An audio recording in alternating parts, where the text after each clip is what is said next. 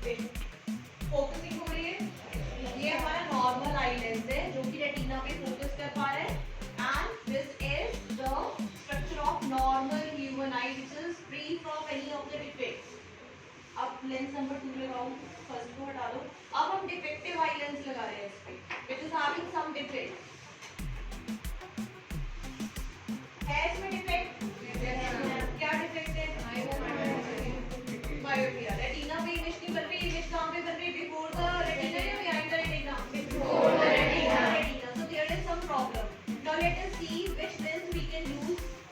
अच्छा देखो पहले ये लगा के देखो, 4 नंबर लगा के देखो। अगर मैं बाय चांस कन्वेक्स लेंस लगा दूं, कुछ नहीं फर्क पड़ा उस पे, कन्वेव लगा के देखो 5 नंबर।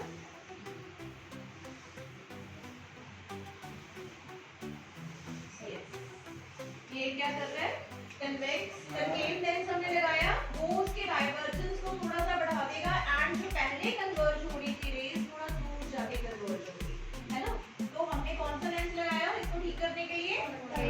कनकेव। अगर रेटिना से आगे इमेज बन रही है तो we have to use the concave lens to take the convergence little bit far away from the initial point. ठीक है, तीसरा लेंस लगाओ, हटा दो। Eye lens number 3, it is also having some defect. देखो आप convergence करके कितनी शुरू हो गई है ना?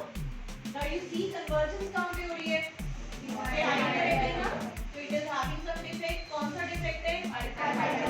तो convergence दूर हो रही है, मुझे पास लेके आनी है convergence. तो converging lens लगाना पड़ेगा. Converging lens means convex lens. 4 number. See how beautifully